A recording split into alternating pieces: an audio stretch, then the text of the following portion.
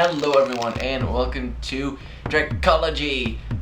Today we're talking about the Frost Dragon. I've got my replica right here. And I've talked about the Frost Dragon before in Migration and Habitat. So if you want to check out that episode, it is on my channel. The Frost Dragon is quite the dragon.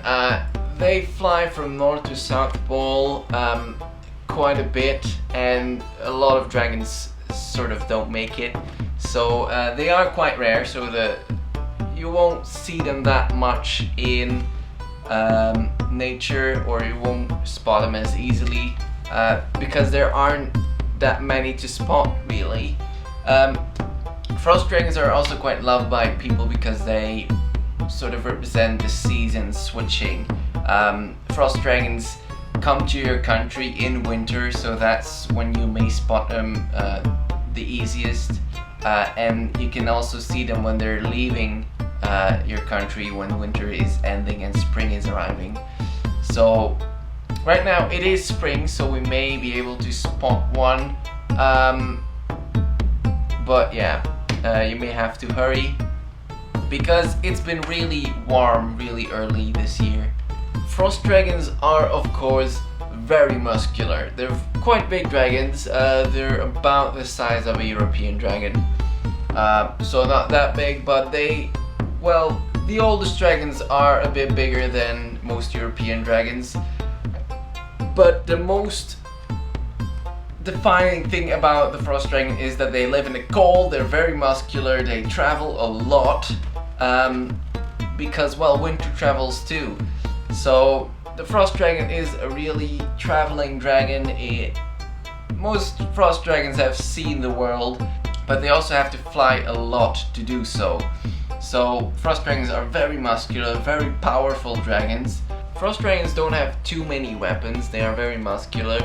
They do have frost breath, they breathe ice cold breath at you. You may freeze, but let's face it, if you dress warm enough, Frost Dragon can't do much. It has got some claws and some spikes on its back, but there isn't that much special about the weapons of a Frost Dragon. The little kids have very sharp teeth though, so you may want to be careful. The really small kids like to eat stray cats and dogs, so around winter and spring you may want to be careful. With your cats and dogs and your pets, keep them inside, because Frost Dragons may try to eat them. Frost Dragons tend to be white, but they may have a blue or pink shine, and their armor is really shiny and bright. In a weird way, they mostly fly in front of the sun or the moon, and they sort of give the moon like a nice shine.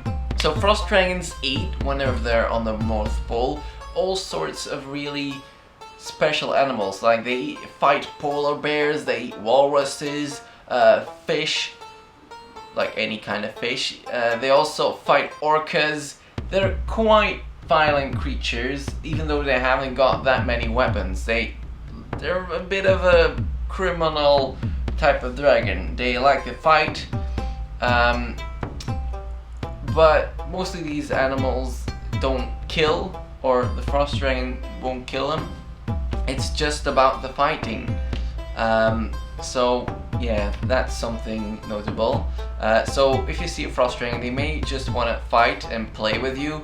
That doesn't mean they want to kill you. If you actually jab them with a sword, they might try to kill you. So be careful with Frost Dragons. They might just want to play, and they can hurt you really bad, but that doesn't mean they will kill you. Frost Dragons mostly live in frozen caves, snowy areas, sometimes even abandoned igloos.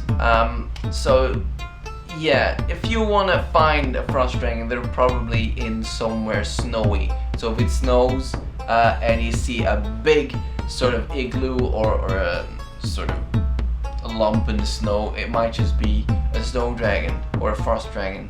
Frost dragons also lay eggs like most dragons do, and they mostly have a blue or silverish color. That means if you find a blue or white rock in the snow, it might just be a dragon's egg. Frost dragons breed their eggs below freezing point. Most dragons need their eggs to heat up, but frost dragons need their eggs to be really cold. So be careful. If you want to breed a frost dragon's egg, you may want to just put it in a freezer instead of putting it in an oven or under a heating lamp. Frost dragons have a sort of a wolfish howl, and you may find them in forests when spring is coming to the land and there isn't that much snow left. So you may find some wolves and frost dragons howling together. It hasn't happened too many times, but if you see that happen, don't be surprised. But that was it for this week.